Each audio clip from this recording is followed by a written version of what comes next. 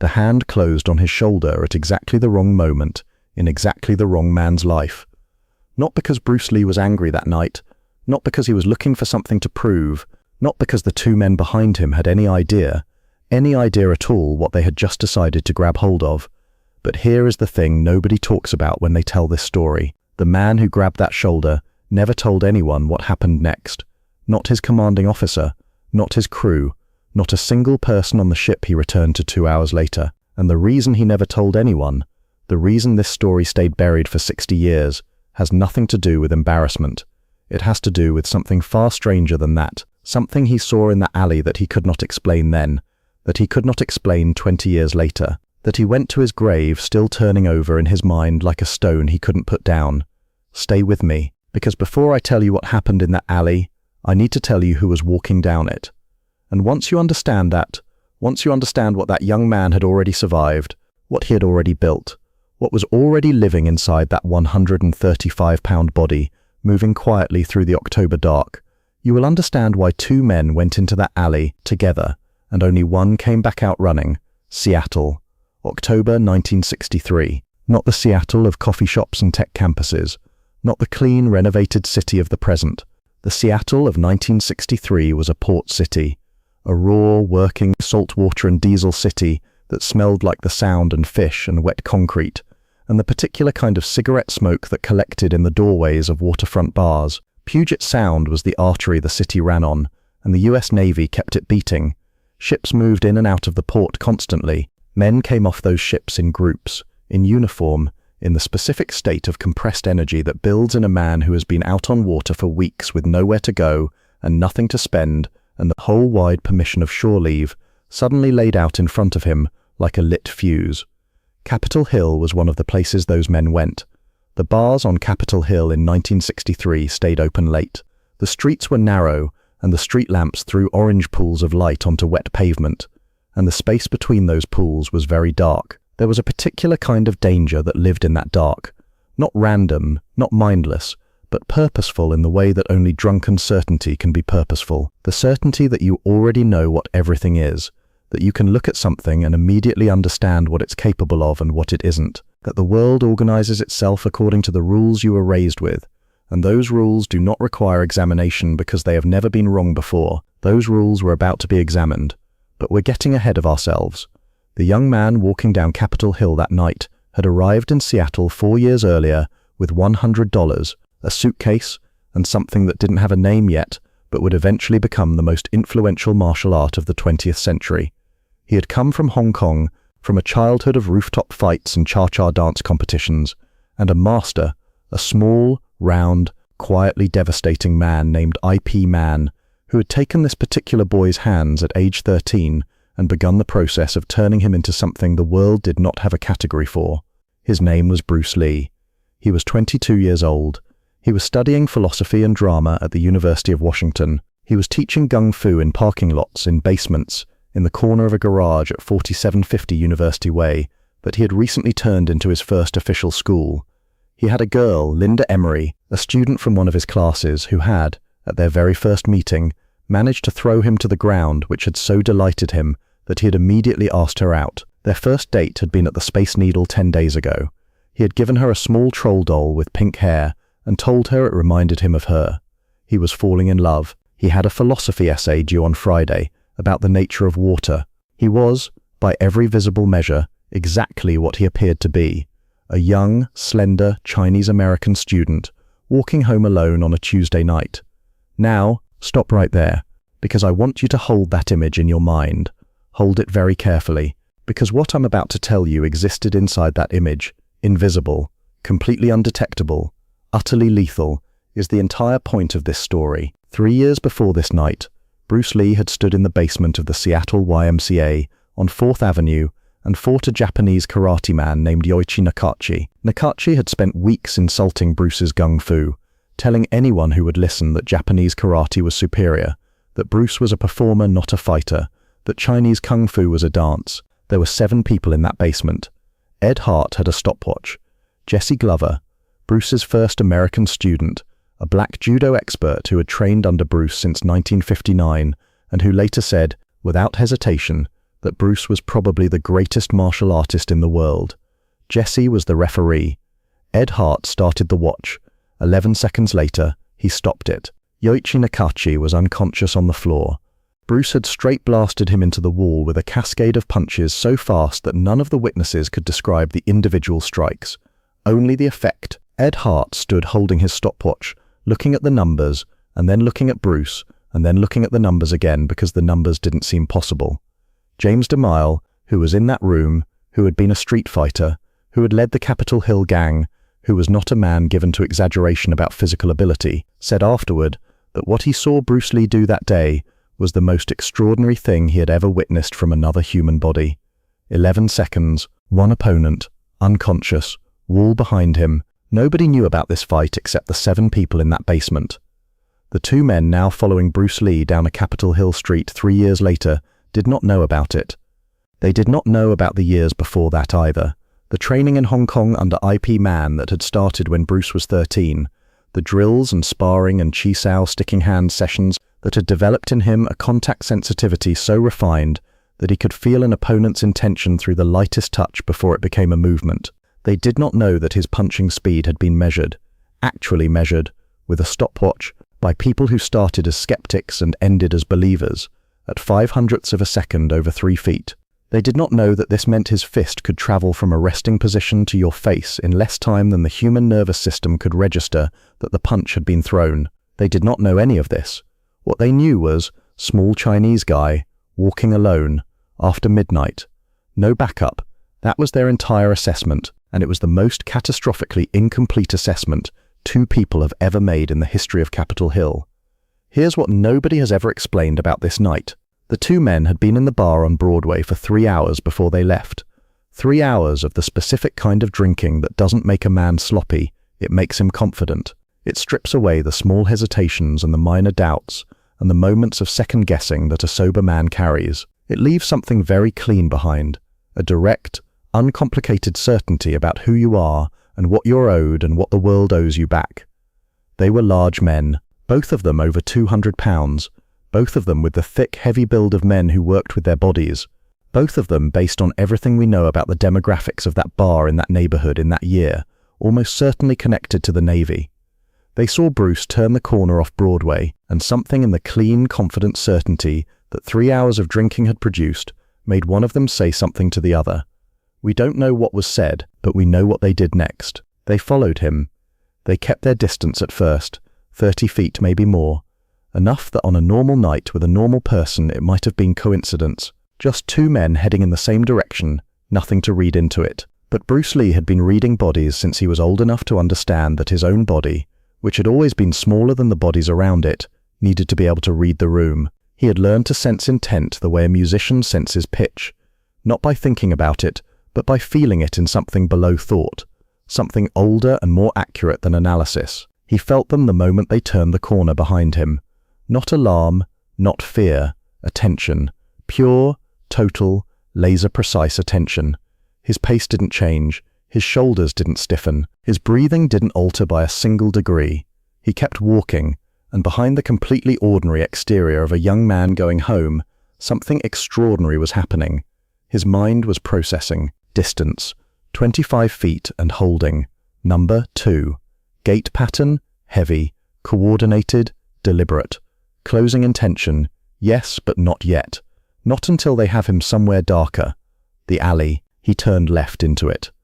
Now I need you to understand something about this decision, because this is the moment that people argue about. This is the moment that, when you know what happened next, seems either insane or inevitable, depending on how much you understand about what Bruce Lee was. He did not turn into that alley because he panicked. He did not turn into that alley because he was lost. The alley was his route. He had walked it dozens of times, knew every step of it, knew where the light fell and where it didn't. And somewhere in the cold, precise machinery of his mind, a calculation had already been made. Not a decision exactly, more like a recognition of what was coming, and a simple, utterly unfrightened acceptance of where it was going to happen. He turned into the alley, they followed, and the sound changed. This is the detail nobody ever mentions. When you move from an open street into a narrow alley, the sound of everything around you changes. The footsteps behind him, which had been spread out, somewhat diffuse, part of the ambient noise of the street, suddenly became precise, contained, each impact of sole on wet concrete now arriving with a clarity that told him exactly how many feet behind him they were. 20 feet, 15. The distance was closing now. They were no longer maintaining the careful gap of the street. They were moving toward him. 12 feet, 10. He could hear them breathing, and then one of them spoke. I won't repeat exactly what was said, but I will tell you this.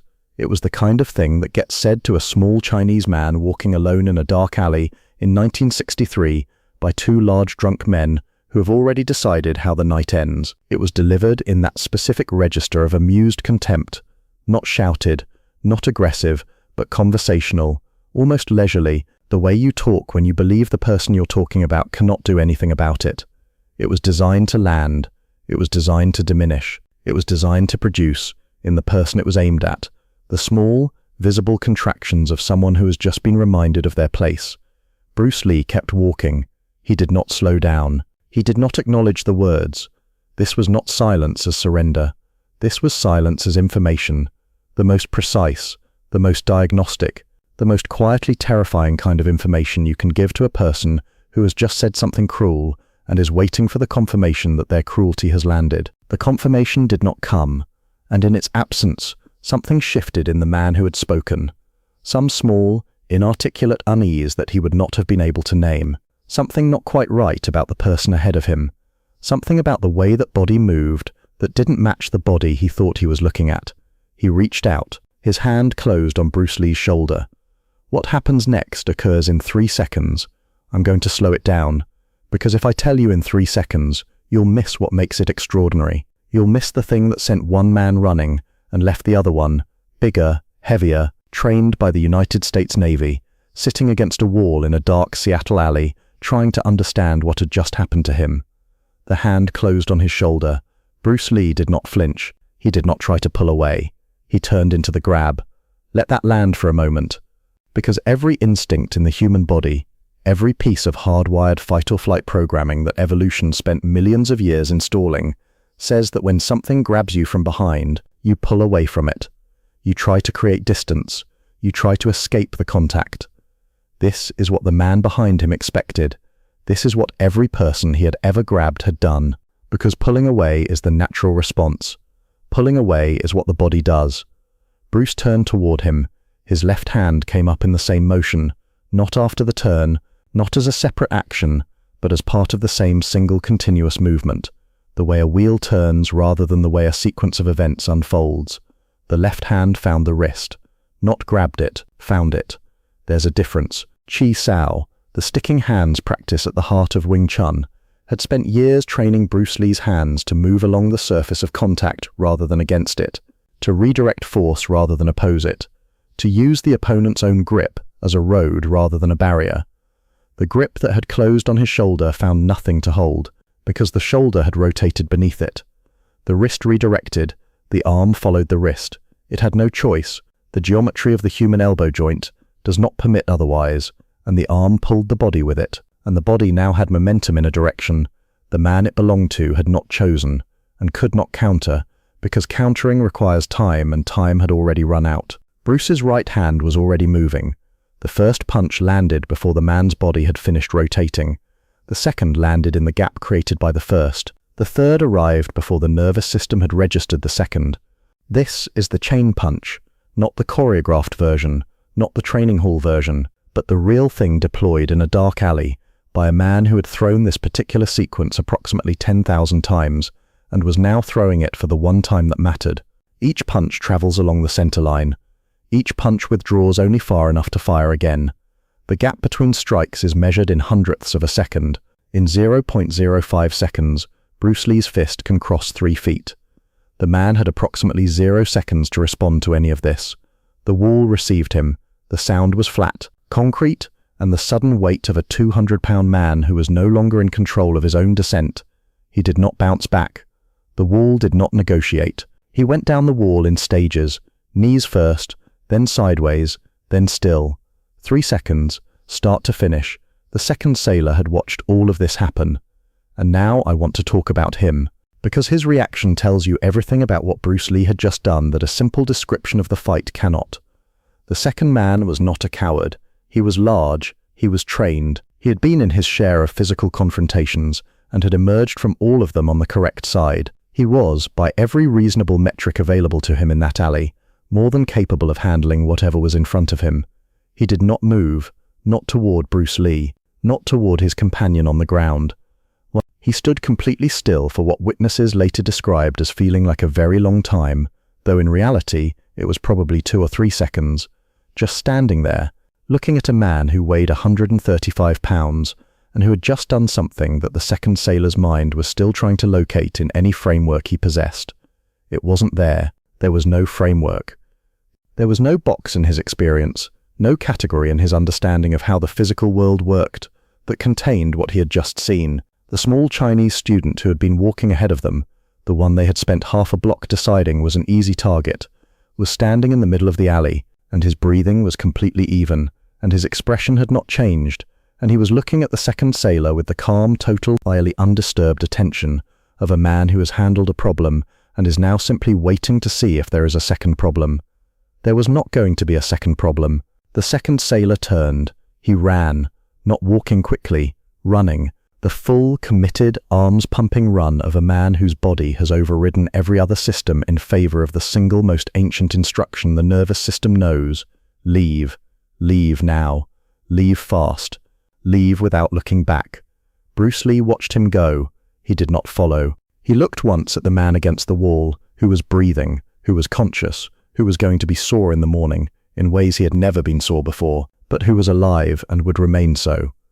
Not because Bruce Lee had held back out of mercy exactly, but because the chain punch, deployed at the specific intensity Bruce had used, had produced exactly the result it was calibrated to produce.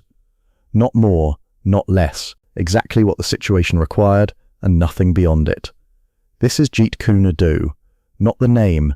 The name didn't exist yet, not officially, not in 1963. But the principle that the highest expression of martial art is not the most devastating response available. It is the precisely appropriate response. No excess, no performance, no waste. Bruce straightened his jacket. He picked up what he had been carrying. Papers from a philosophy class, possibly, or the notebook he carried everywhere, the one where he had been writing down ideas that would eventually become the foundation of a martial art that changed the world. He walked to the end of the alley. He turned right. He went home. Same pace, same direction, same quiet, unhurried, perfectly even footfall, as if the last 3 seconds were a paragraph in a sentence that had already moved on. And here is the thing that the sailor on the ground would spend years turning over and never fully understanding, even though the answer was sitting right in front of him from the moment that hand closed on the shoulder. The danger was never in the alley. The danger had been there the whole time. It had been there in the parking lots where Bruce Lee trained at 6 in the morning before his classes. It had been there in the basement laundry room that was his first school, where he drilled chain punches on a wooden dummy until his knuckles bled. It had been there in the YMCA fight 11 seconds, where Yoichi Nakachi went from standing to unconscious, and Ed Hart stared at a stopwatch and could not make the numbers make sense. It had been walking down that street the entire time, calm and quiet and carrying philosophy papers, completely unconcerned with what was behind it, because it had already made its peace with whatever was behind it, years ago. You don't become dangerous the moment someone grabs you. You become dangerous in all the years before. And if you have done the work, the real work, the unglamorous work, the 5 in the morning in a parking lot work that nobody sees and nobody applauds, then the moment someone's hand closes on your shoulder, you are not scrambling to find something. You are simply releasing something that was already there, already built, already yours, Bruce Lee would later say, in a television interview, in a language that was still not quite his first but that he had made entirely his own, that you must be like water. That water does not argue with the rock. It does not resist. It does not perform its power or announce its intentions. It simply finds the shape of every space it enters, and given enough time, enough patience, enough absolute commitment to its own nature, water is the thing that reshapes the world. There was a rock in that alley, 2 of them, and water moved through. In 8 months from this night, Bruce Lee would give a demonstration at the Long Beach International Karate Tournament that would stop an industry in its tracks. A television producer named William Dozier would see the footage and call immediately. The Green Hornet would follow. Hollywood would follow. The whole world would follow. But none of that existed yet. On this night, in this October, in this city that had not yet understood what it was living alongside, Bruce Lee walked home through the dark and thought about water and wrote nothing down about what had happened in that alley. Because what had happened in that alley was, to him, simply a Tuesday night. The sailor who ran made it back to his ship. He never told anyone. Not because of shame, not entirely, but because there are some things that happen to a person that they cannot translate into any language other people will believe. And what he had seen, a small, quiet man turn inside a grab and end an encounter in the time it takes to exhale, was one of those things. Some experiences are not stories you tell, they are stones you carry. Heavy and smooth and strange, permanent. He carried it. And somewhere on the other side of the city, in a small studio apartment above a gung fu school on University Way, a 22-year-old man sat at a desk and opened his notebook and wrote, at the top of a clean page, a single question. The question was, what is the relationship between the art and the artist? He sat with it for a while. Then he wrote the answer. And the answer was this: there is no relationship. At the highest level, they are the same thing. You do not carry the art into the room. You are the art, in the room, in the alley, in the dark, in the light, always, completely. He closed the notebook. He went to sleep. And the city outside went on being the city, loud and wet and entirely unaware of what was sleeping inside it. The notebook closed at 1:47 in the morning. That detail matters, not because 1:47 is a significant number, but because of what it tells you about the kind of person who was sitting at that desk in October 1963. Most 22-year-olds, even the disciplined ones, even the serious ones, do not come home from what had just happened in that alley and open a philosophy notebook. They do not sit down under a lamp and write questions about the relationship between art and artist. They process the adrenaline differently. They call someone. They sit still and shake. They make themselves a drink and stare at the ceiling and replay the moments in their mind in the particular obsessive loop that the human body runs after danger has passed, and the nervous system has not yet received the message that it can stand down. Bruce Lee opened a notebook and wrote, "This is not a small thing. This is, in fact, the entire thing, because what you do in the hour after the extraordinary moment tells you more about who you are than what you did during it. The moment itself is reflex. The moment is training. The moment is the 10 years before the moment, arriving all at once and doing their work and retreating. But what comes after, what you return to, what you reach for in the quiet, that is character. That is the shape of the self when the performance is over and nobody is watching." He reached for the notebook. He wrote. And then he went to sleep. He was up at 6, because here is the thing about Bruce Lee that the two men in that alley would never know. The thing that makes the story of that October night so much larger than a fight in the dark. The man who had just dismantled 2 large sailors in 3 seconds was not treating it as the main event of his life. It was not even close to the main event. The main event was happening every single morning at 6 o'clock in the studio at 4750 University Way, in the cold light before the city was properly awake, when Bruce Lee trained, not the way most people train, not the way someone trains when they want to stay fit, or impress someone, or maintain what they already have, the way someone trains when they believe, with every molecule of their being, with a certainty so complete it has moved past conviction into something closer to physiology, that what they are building is not finished yet, that what they are reaching toward is still ahead of them, that every morning session is one brick in something whose full shape they can see clearly, and which is not yet built. He ran, every morning. He did footwork drills on the hardwood floor of the studio, until the sound of his feet was a rhythm you could feel in the walls of the building. He hit the wooden dummy, the Mook Jong, the Wing Chun training partner made of wood and cylindrical arms that his hands had learned to read the way a musician reads an instrument, until his forearms remembered what his mind had told them, and his mind could let go, and his body could simply know. He practiced the chain punch until the chain punch was not a technique, until the chain punch was a fact of physics, until it was as natural and as inevitable as a stone falling. And then he went to his philosophy class at the University of Washington, where he sat in the 3rd row and asked questions that made his professors pause, and he took notes in the same handwriting that filled the notebooks beside his bed, and he thought about Krishnamurti and Lao Tzu and the specific intersection between Eastern philosophy and Western psychology that he was beginning to understand, not as an academic exercise, but as a practical manual for becoming something the world had not yet produced. Because he was building something extraordinary, and nobody in that city, not his professors, not his neighbors, not the two men now nursing their separate damages across town, had any idea what it was going to become. But here is the question I want you to sit with, because it is the question at the heart of this entire story, and I am not going to answer it yet. What does it feel like to walk through the world already complete? Not arrogant, not aggressive, not performing anything for anyone, just complete, just exactly yourself, fully assembled, nothing missing, nothing needing to be proved.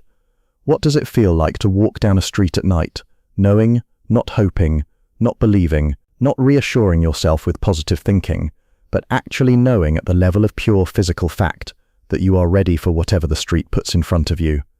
Hold that question, because in the 10 days before that October alley, something had happened to Bruce Lee that had nothing to do with fighting.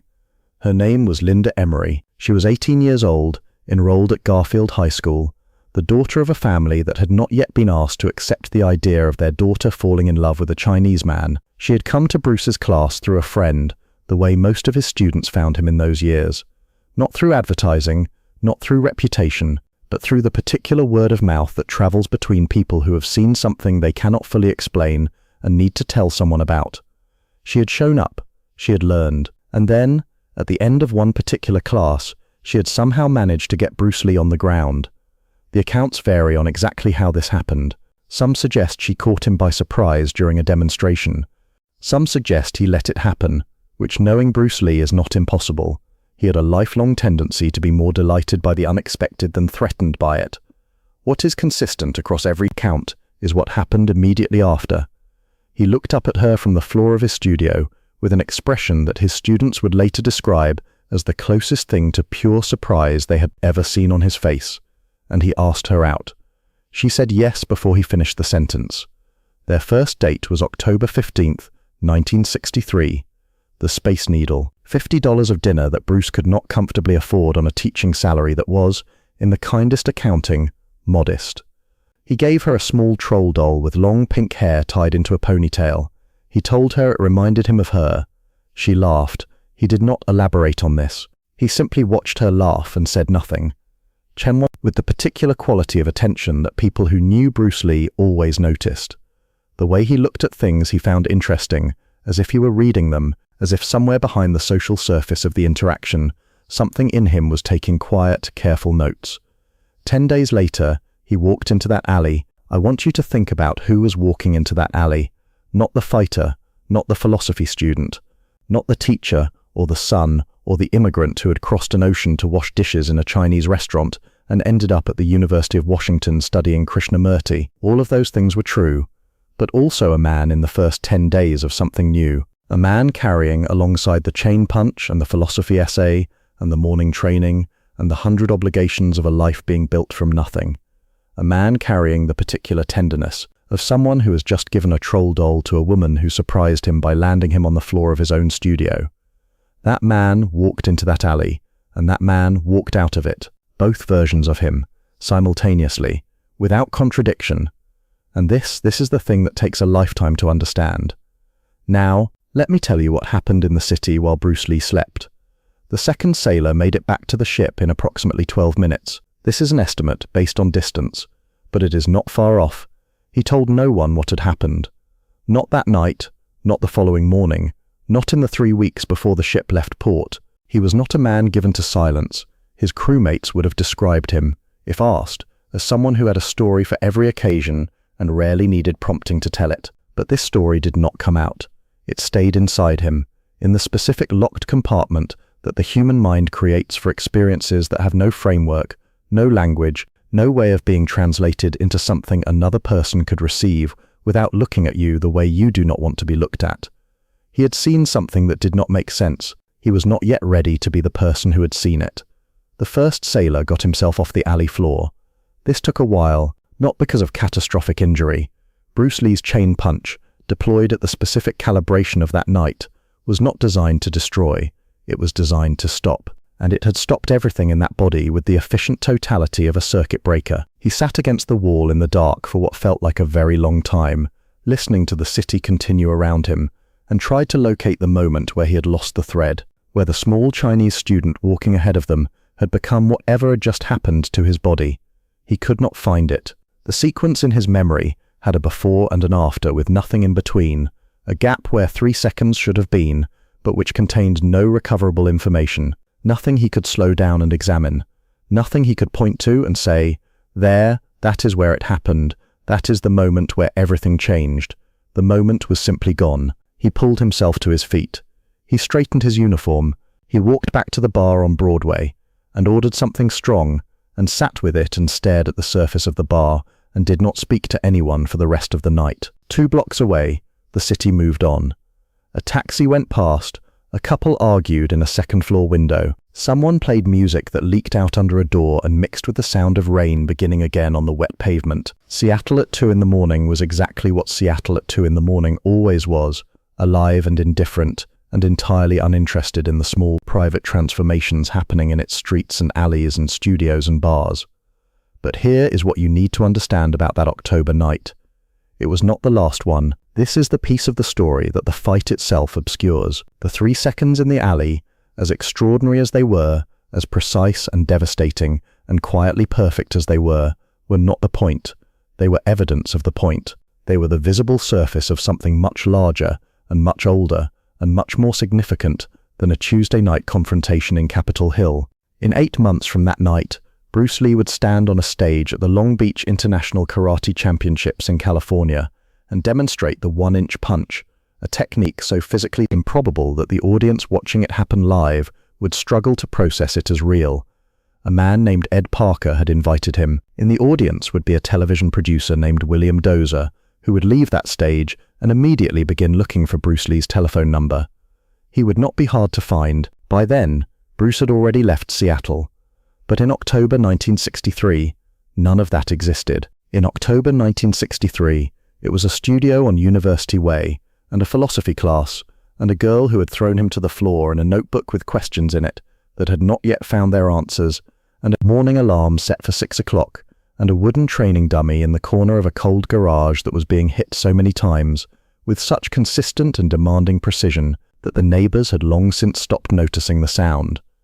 There is a letter that Bruce Lee wrote in 1969, 6 years after this night. He wrote it in his own hand, on a single sheet of paper, and he titled it, My Definite Chief Aim. The letter read, in part, I, Bruce Lee, will be the first highest-paid Oriental superstar in the United States. In return, I will give the most exciting performances and render the best of quality in the capacity of an actor. Starting in 1970, I will achieve world fame, and from then onward, till the end of 1980, I will have in my possession the sum of $10 million. He signed it. He was 30 years old when he wrote it. Most people read that letter and see ambition. They see the bold, almost naive certainty of someone who had not yet arrived and was drawing a map to somewhere he could not know he would reach. What they miss, what the alley illuminates, if you have been paying attention, is that the letter is not ambition, it is recognition. It is a man who has spent 17 years building something specific and extraordinary, who has tested it in parking lots and basements and YMCA basements and dark Seattle alleys, and who has come to a very quiet and completely unshakable understanding of what he is carrying. He was not hoping, he was not wishing, he was reporting, the same way the chain punch was not a hope, the same way his punching speed of 0.05 of a second over 3 feet was not an aspiration. These were the results of a process, a specific, daily, non-negotiable process that had begun at age 13 in Hong Kong with a small, round, brilliant man named IP Man who had looked at this particular boy's hands and seen something and had begun the long, patient work of confirming what he saw. IP Man once told him, to reach a high level of technique is easy. To be without technique is very hard.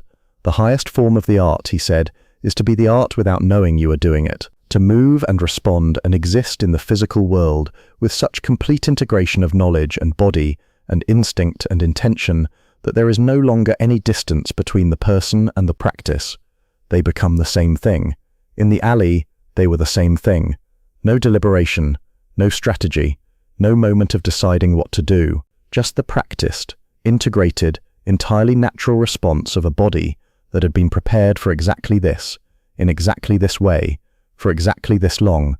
The rock grabbed the water, and the water moved through the rock.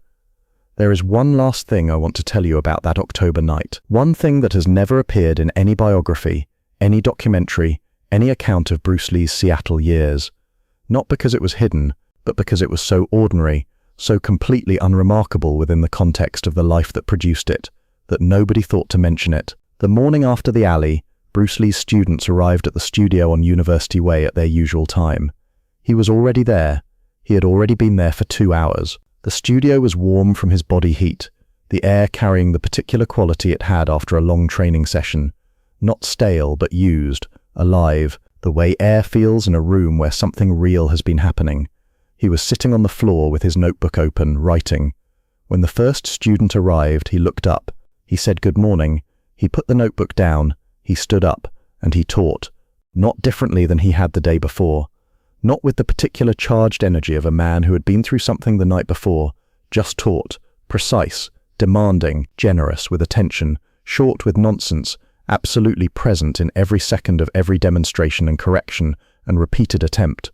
He moved through the morning session with the same quality that his body moved through everything, that complete, unperformative, total engagement with whatever was directly in front of him. His students did not know about the alley. He did not tell them. He never told them. What he told them instead, what he told them in the hours of that morning and in the hundreds of mornings that followed, was this, that the real work is never the moment everyone sees. The real work is the morning before the moment, and the morning before that, and every morning before that, stretching back through all the years of training that have accumulated inside you like water accumulating in a vessel, steady and quiet and invisible, right up until the moment when someone tips the vessel and it pours.